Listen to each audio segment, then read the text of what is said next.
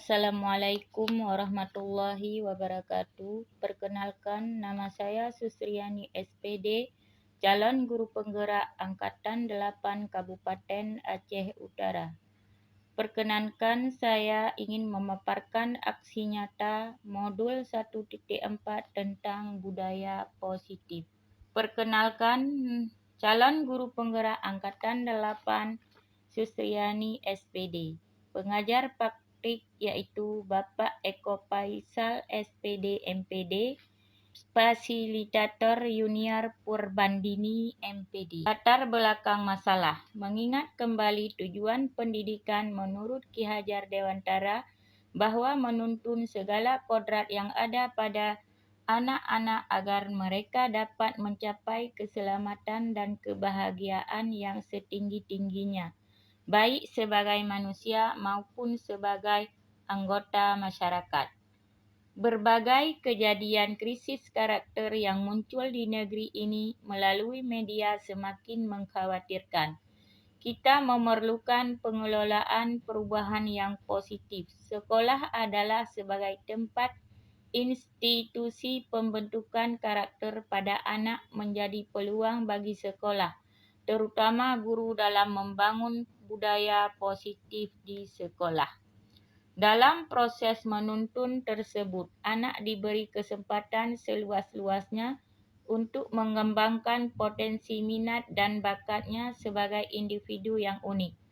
Akan tetapi, guru sebagai fasilitator harus memberikan tuntunan dan arahan agar anak tidak kehilangan arah dan membahayakan dirinya. Di sini, guru diibaratkan sebagai petani.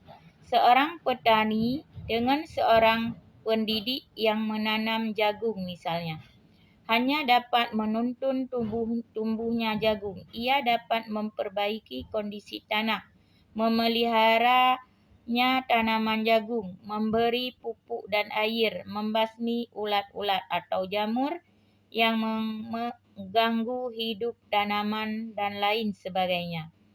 Anak-anak itu seperti biji tumbuhan yang disemai dan ditanam oleh Pak Tani atau Pak Tukang Kebun di lahan yang telah disediakan.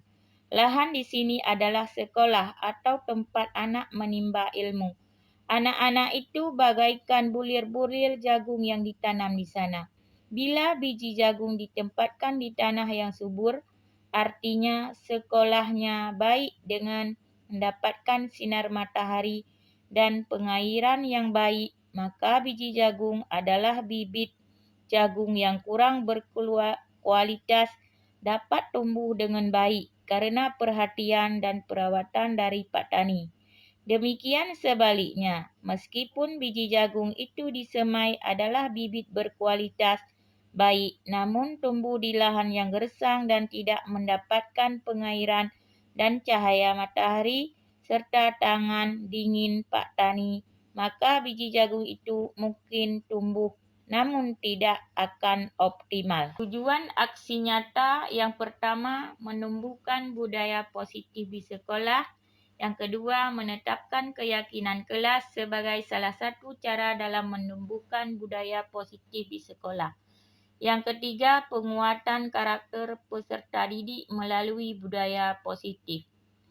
Tolak ukur. Yang pertama yaitu disiplin, semangat belajar, bertanggung jawab pada hasil kesepakatan, saling menghormati dan saling menghargai.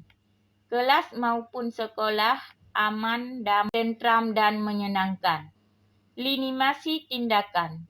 Pada hari Kamis, tanggal 20 Juli 2023, musyawarah keyakinan kelas dan penetapan kelas. Pada hari Jumat, tanggal 21 Juli 2023, penerapan keyakinan kelas di kelas 4 dengan jumlah murid 20 orang. Hari Senin, tanggal 24 Juli 2023, sosialisasi tentang disiplin positif, motivasi, posisi kontrol, restitusi, keyakinan kelas, segitiga restitusi, dan keterkaitannya dengan filosofi Ki Hajar Dewantara. nilai dan peran guru penggerak, serta visi guru penggerak kepada teman sejawat. Dukungan yang dibutuhkan, yang pertama iaitu siswa, yang kedua guru, yang ketiga kepala sekolah, yang keempat wali murid dan masyarakat sekitar. Deskripsi aksi nyata. Aksi nyata yang saya lakukan yaitu membuat kesepakatan kelas yang berpihak pada murid melalui pendekatan dialogis. Selain membuat kesepakatan kelas bersama murid, saya juga mengimbaskannya kepada rekan guru di sekolah dengan terlebih dahulu mengkomunikasikannya kepada kepala sekolah sehubungan kegiatan yang akan melibatkan siswa dan rekan guru secara langsung di sekolah. Sebagai guru penggerak, saya harus mengambil langkah ke arah perubahan yang lebih baik. Hasil aksi nyata. Kegiatan aksi nyata melalui membangun kesepakatan kelas melalui pendekatan dialogis membuat siswa lebih percaya diri karena merasa menjadi bertanggung jawab dalam pengambilan keputusan di kelasnya. Rekan guru di sekolah juga sangat antusias ingin membuat kesepakatan kelas yang berpihak pada murid. Assalamualaikum warahmatullahi wabarakatuh. Bismillahirrahmanirrahim. Rabbi shrah li sadri wa yassir li amri wahlul 'uqdatam min lisani yafqahu qawli. Puji dan syukur mari kita sama-sama kita panjatkan kehadirat Allah Subhanahu wa taala yang telah memberikan kita kudrah dan iradahnya sehingga kita dapat melaksanakan aktivitas seperti biasanya. Selanjutnya, selawat beriring salam, marilah sama-sama kita sanjung sajikan kebangkuan Nabi besar Muhammad sallallahu alaihi wasallam yang telah membawa umat manusia dari alam jahiliyah ke alam yang Islamiyah. Selanjutnya, kata-kata penghormatan kepada Bapak Kepala SD Negeri 3 Nisa dan tak lupa juga kepada Bapak Ibu guru sekalian yang telah hadir. Kemudian tak lupa pula kami ucapkan terima kasih banyak kepada Ibu Bapak sekalian yang telah hadir dalam kegiatan destinasi menyebarkan pemahaman dan penerapan pengalaman budaya positif. Perkenalkan, nama saya Susriani, calon guru penggerak angkatan 8 SD Negeri 3 Nisa, Kabupaten Aceh Utara. Jadi, pada kesempatan ini kami akan membahas tentang budaya positif. Ini merupakan salah satu tugas guru penggerak angkatan 8 di modul 1.4. Nah, di sini ada judul budaya positif. Apa yang tersirat di pikiran Bapak Ibu saat mendengar adanya budaya positif? Contohnya bagaimana? Yang termasuk budaya positif. Contohnya seperti sikap bergotong royong. Ya, bergotong royong juga termasuk salah satu budaya positif dalam membersihkan, misalnya apa? Mampu melaksanakan pekerjaan bersama-sama. Iya, mampu mengerjakan segala pekerjaan secara bersama-sama, berkolaborasi antara guru dan siswa dan juga guru sesama guru. Kemudian antara guru dengan kepala sekolah juga harus saling bekerja sama. Itu termasuk salah satu budaya positif. Kemudian konsep inti budaya positif. Ada beberapa konsep inti budaya positif. Yang pertama, perubahan paradigma belajar. Nilai-nilai kebajikan, kebutuhan dasar manusia, keyakinan kelas, disiplin positif, motivasi perilaku manusia, posisi kontrol guru, dan segitiga restitusi. Positif yang pertama yaitu perubahan paradigma belajar. Pembelajaran dengan paradigma baru merupakan pembelajaran yang dirancang berdasarkan prinsip pembelajaran berdiferensiasi, sehingga peserta didik belajar sesuai kebutuhannya berdasarkan tahap perkembangan sesuai teori psikologi modern untuk mewujudkan profil pelajar Pancasila. Ini adalah perubahan pada paradigma baru, yaitu tentang pembelajaran yang berpusat pada peserta didik. Sekarang kita dituntut untuk melakukan pembelajaran yang berpusat pada peserta didik, bukan lagi pembelajaran yang berpusat pada guru, atau dengan istilah berdiferensiasi, yaitu pembelajaran yang berpusat pada peserta didik yang sesuai dengan profil pelajar Pancasila. Menurut filosofi Ki Hajar Dewantara, bahwa pembelajaran yang sekarang itu berpusat pada peserta didik. Kita di sini dituntut untuk menuntun murid-murid kita ke arah yang lebih baik sesuai dengan kodrat alam dan kodrat zamannya. Bukan di sini kita sebagai pendidik menuntut, tetapi kita harus menuntun, bukan menuntut murid. Sesuai dengan kodrat alam dan kodrat zamannya dia. Kita sebagai pendidik ibaratkan sebagai petani. Kalau ingin menghasilkan beras yang berkualitas atau padi yang berkualitas, tentu kita harus merawat padi tersebut dengan cara yang lebih baik. Untuk mencapai peserta didik kita, berarti kita diibaratkan sebagai petani.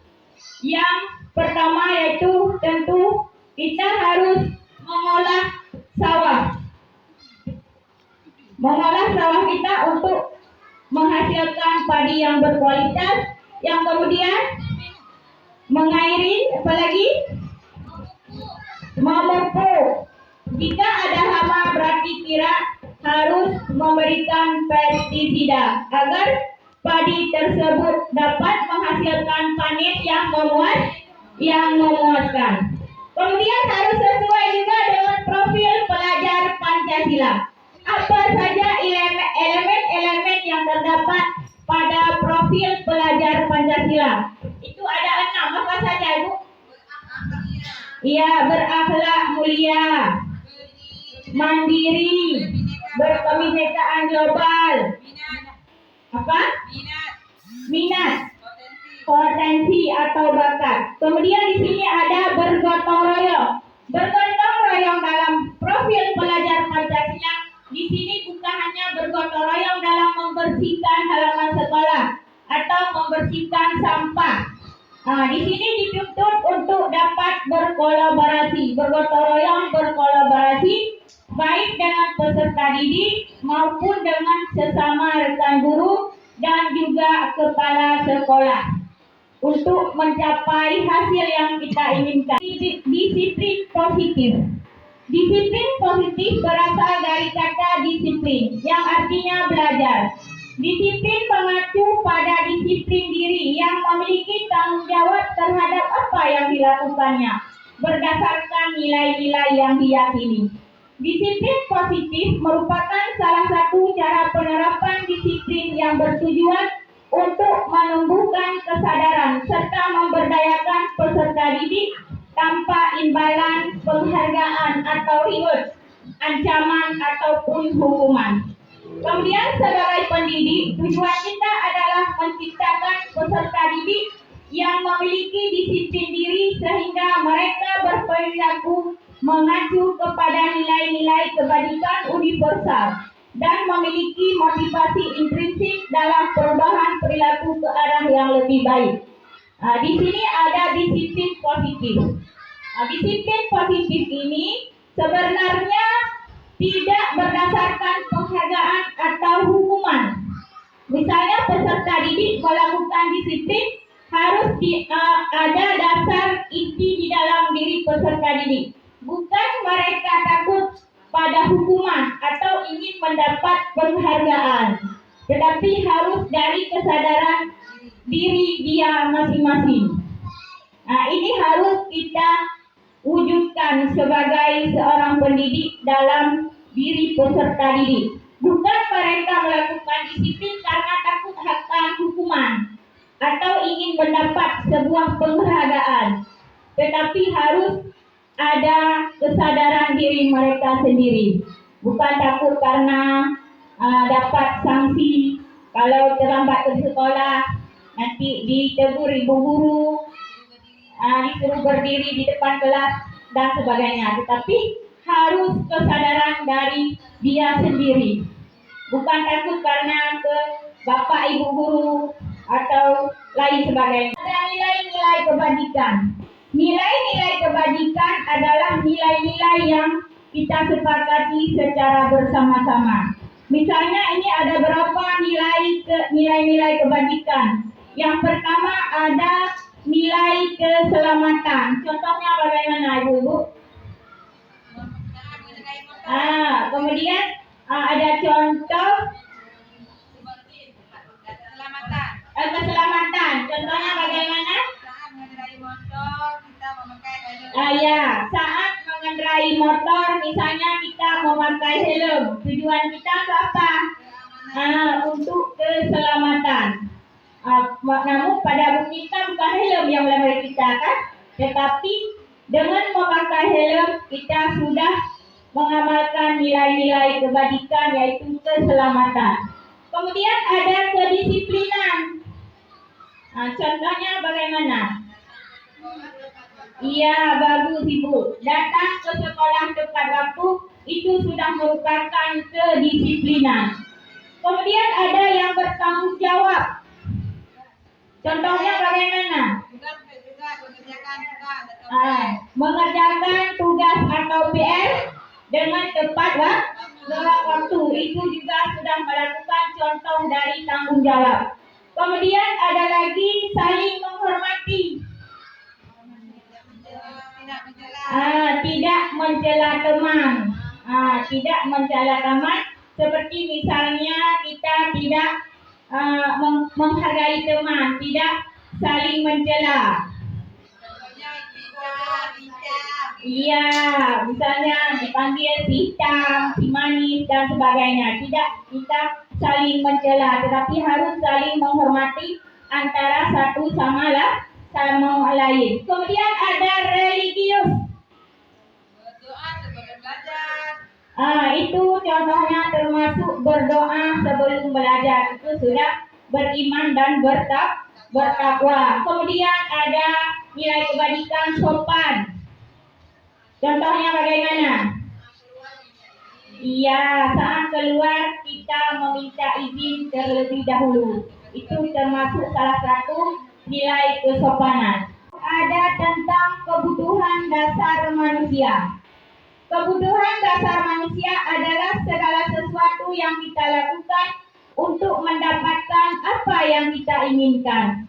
Seluruhnya tindakan yang kita lakukan memiliki tujuan tertentu. Dan semua usaha terbaik yang kita lakukan adalah dalam rangka agar kebutuhan dasar kita terpenuhi dengan baik. Dasar manusia yang pertama, kebutuhan bertahan hidup. Yang kedua, kasih sayang dan rasa terima kasih. Yang ketiga, penguasaan, kebebasan dan kesenangan. Inilah 5 kebutuhan dasar manusia, khususnya terhadap peserta didik kita. Bertahan hidup. Makan, pangan, tempat tinggal, keamanan, dan kesehatan. Apabila 5 kebutuhan dasar manusia ini tidak tercukupi, maka proses belajar mengajar kita tidak akan terlaksanakan dengan baik. Misalnya di bertahan hidup ada makan, pakaian, tempat tinggal, dan keamanan. Bila saat proses belajar mengajar, peserta didik kita ada yang lemah, ada yang kurang bersemangat dalam belajar, ini mungkin dipengaruhi karena kebutuhan dasar bertahan hidup. Ada yang kita dekati peserta didik kita, kadang dia tidak makan pagi. Hanya cuma yang harus kita perhatikan. Kadang-kadang dia kesehatannya kurang sehat. Itu juga harus kita perhatikan pada peserta didik kita agar proses pembelajaran berjalan dengan baik. Itu merupakan kebutuhan dasar manusia bertahan hidup. Kemudian ada juga kasih sayang dan terima kasih. rasa diterima, diperdulikan, berbagi, bekerja sama, menjadi bagian dalam kelompok. Itu juga harus kita perhatikan terhadap peserta didik kita. Kadang-kadang ada peserta didik kita yang ingin dikasih, yang ingin mendapatkan kasih sayang atau perhatian dari ibu bapak gurunya. Kemudian ada penguasaan, yaitu harga diri, keinginan untuk dianggap, memimpin, berprestasi, diakui, dan didengar. Itu juga kadang-kadang timbul dari peserta didik kita.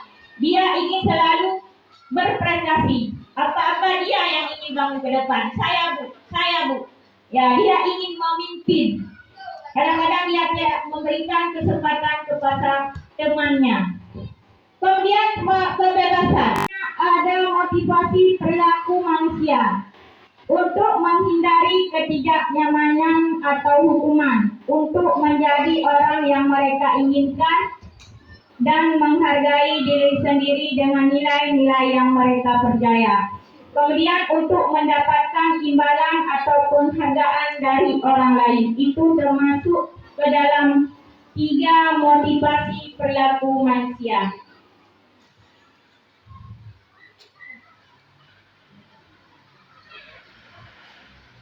Next. Kemudian selanjutnya ada 5 posisi kontrol seorang guru. Yang pertama, guru bertindak sebagai penghukum, kemudian guru bertindak sebagai pembuat merasa bersalah, pemantau, teman, dan manajer. Itu adalah 5 posisi kontrol seorang guru.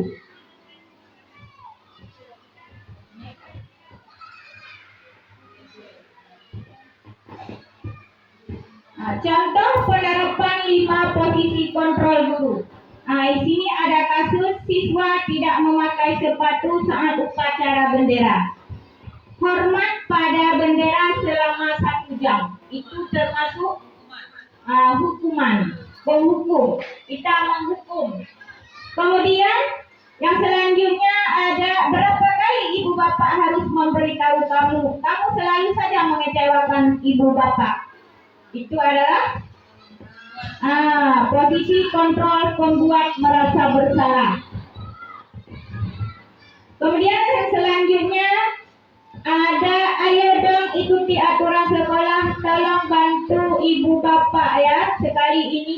Ya sudah tidak apa-apa, lain kali jangan berbuat seperti itu lagi ya. Itu posisi kontrol guru sebagai teman. Kemudian kamu sudah melanggar peraturan sekolah, kamu tahu konsekuensinya bukan? Dan jangan diulangi lagi ya. Itu termasuk ke dalam posisi kontrol pemantau. Ini satu lagi, ada apakah kamu tahu kesalahanmu? Kira-kira bagaimana kamu memperbaiki kesalahanmu? Ini adalah posisi kontrol guru sebagai manajer. Di antara 5 posisi kontrol guru tersebut, yang paling disukai adalah posisi manajer. Di mana-mana orang sangat ingin menjadi orang manajer, seorang manajer. Di mana-mana. Manajer artinya dapat menyelesaikan sebuah permasalahan dengan mencari solusinya. Si kontrol apakah aku? Ada beberapa pertanyaan. Saya kecewa sekali dengan kamu. Itu adalah posisi. Iya, tepat sekali ibu-ibu. Kemudian ada yang selanjutnya, kamu tidak pernah benar melakukannya. Iya. Kemudian apa rencanamu untuk menyelesaikan masalah ini? Manajer, tepat sekali. Ayolah lakukan demi bapak ibu ya. Posisi apa? Posisi tepat. Teman.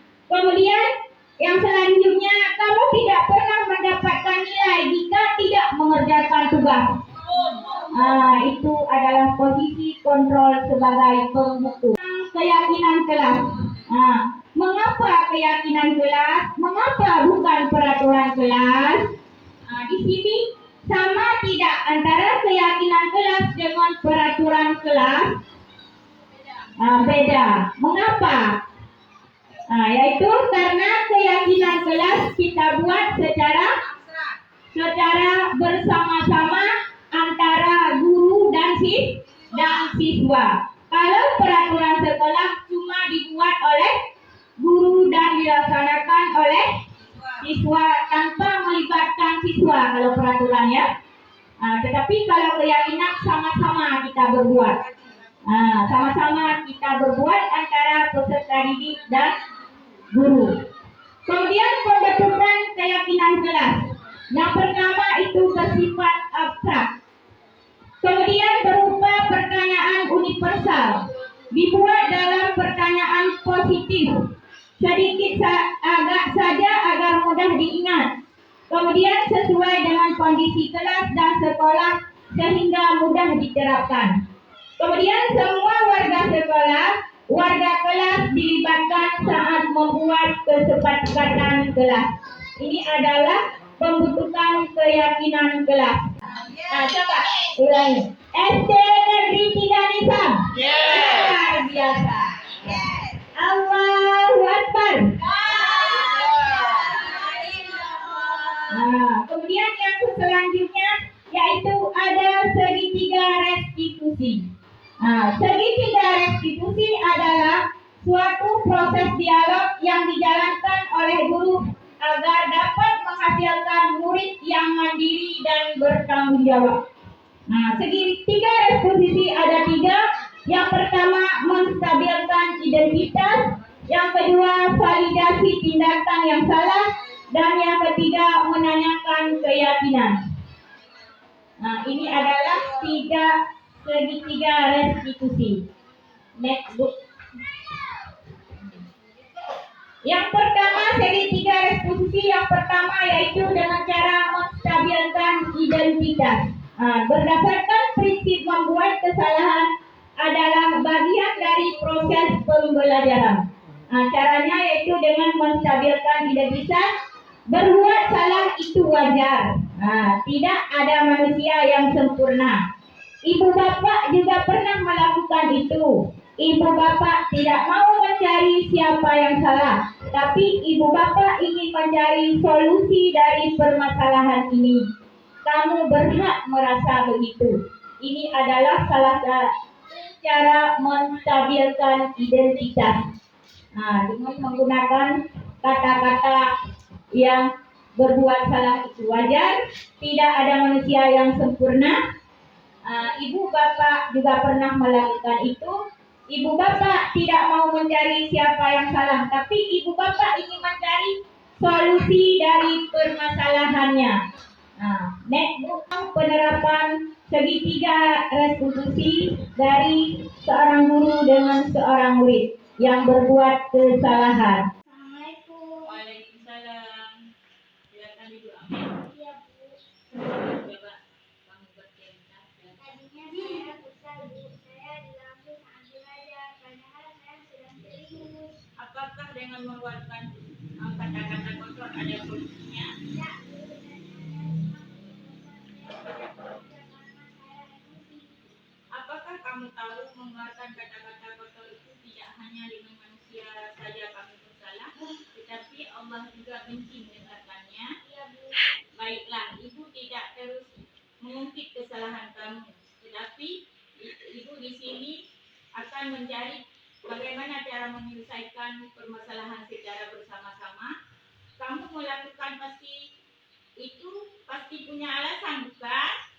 Pasti kamu ingin diakui dan dihargai karena sedang membuat tugas, bukan? Iya, Bu.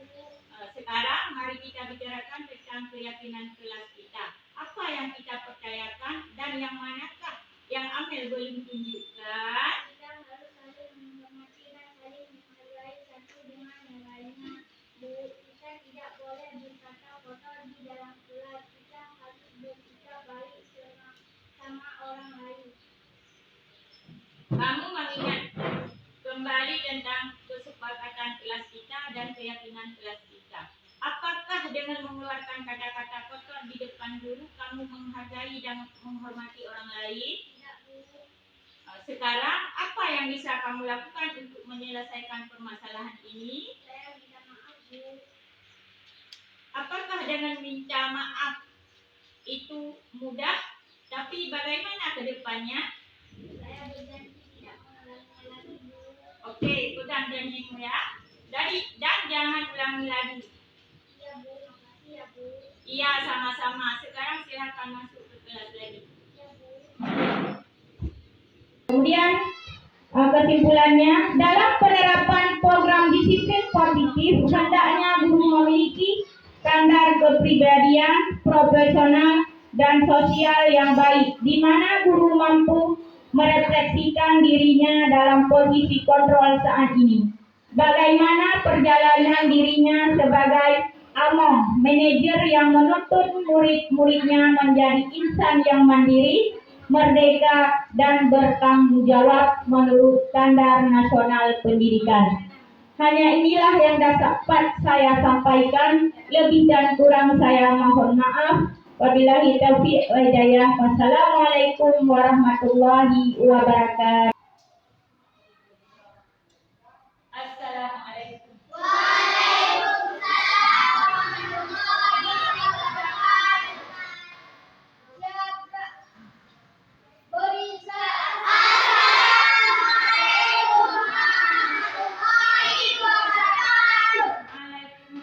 warahmatullahi wabarakatuh. Coba pimpin doanya.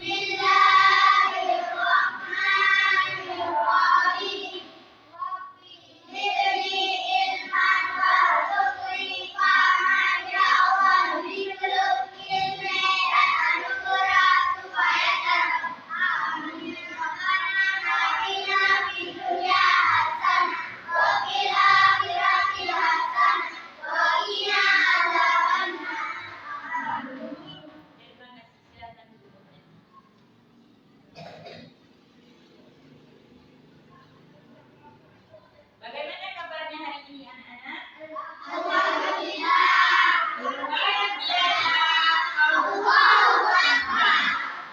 Siapa yang tidak hadir hari ini? Rajul. Kenapa? Sakit ya. Kita doakan semoga dia cepat sembuh dan dapat belajar seperti biasanya ya. Selanjutnya sebelum kita mulai pelajaran hari ini, yaitu tentang keyakinan kelas. Alangkah lebih baiknya supaya semangat kita dalam belajar, mari kita lakukan ice breaking-nya ya. Coba semuanya, jangan ke atas, kita tepuk jari. Semuanya ya, siap? Coba. Siapa yang tepuk jari satu, tepuk jari dua, tepuk jari tiga, tepuk jari empat, tepuk jari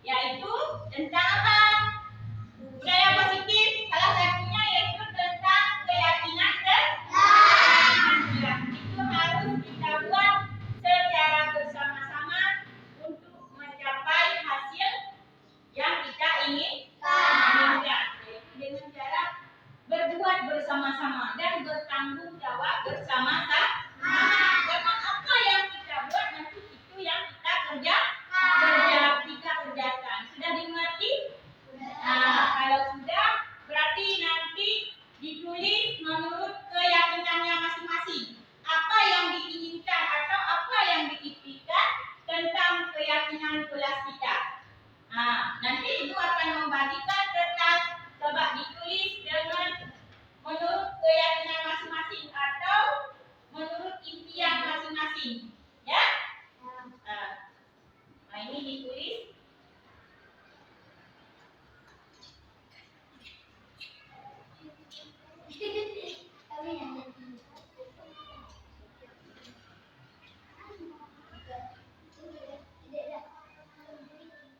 Dek dua yang meminta.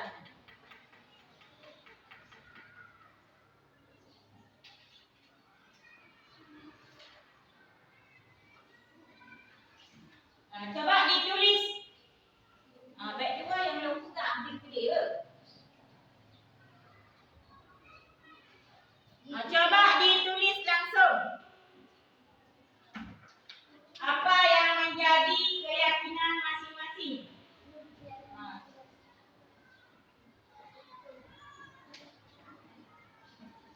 Coba ditulis tentang keyakinan kelas.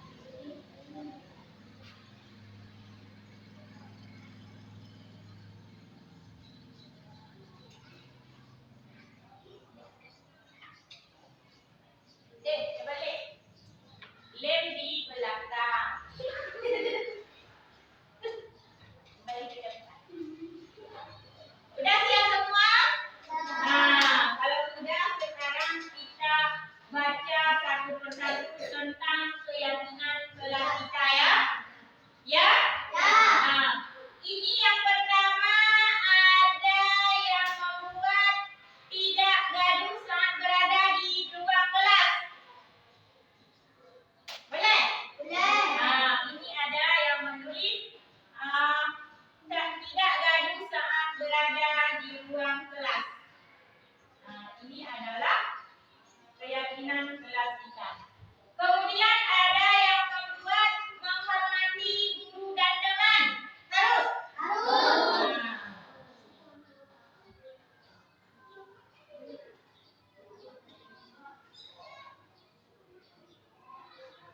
Kemudian ada yang menulis berbicara yang sopan dan baik. Bagaimana? Bagaimana kita menetapkan keyakinan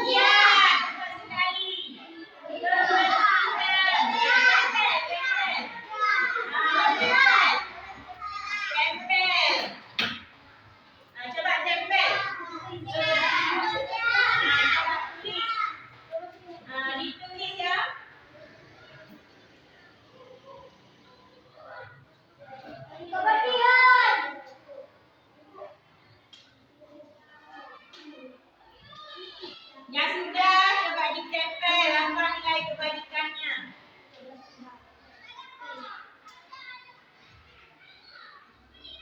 Sudah? Nah, coba ditempel. Mana di atas yang di sini? Di sini bekerja sama menjaga kebersihan. Di sini nilai kebajikannya ya. Ya, di sini. Ya, silakan dilanjutkan. Lagi. Ya. Ya. Ya. Ya.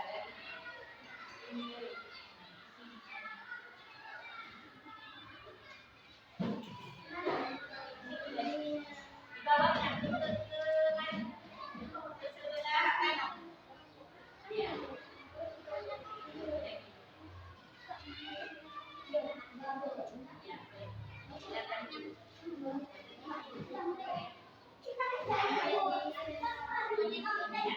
Sudah semua? Sudah. Kalau sudah, berarti nilai kebajikan. Tadi sudah? Tidak baru saat berada di ruang kelas, nilai kebajikannya di sini. Menghormati guru dan teman, itu nilai kebajikannya saling menghormati.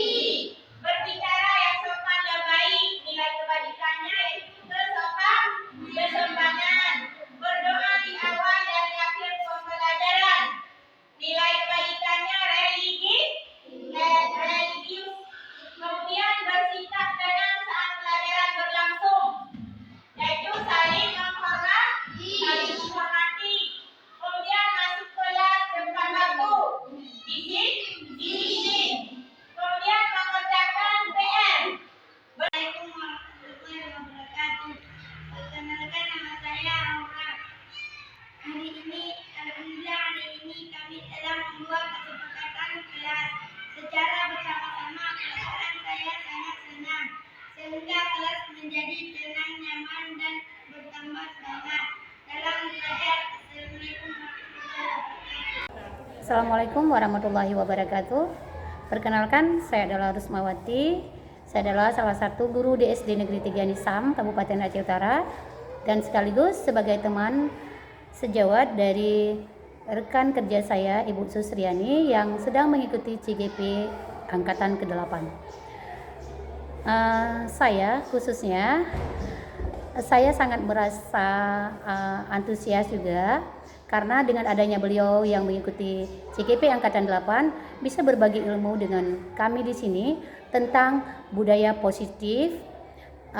Dalam hal ini, alangkah baiknya di awal semester kita akan melaksanakan atau membuat kesepakatan kelas. Dan kita membuat kesepakatan kelas itu sebenarnya bukan dari guru saja, tetapi dari anak-anak. Maksudnya kita bisa bekerja sama antara guru dan anak-anak. Anak-anak lah yang membuat kesepakatan kelas.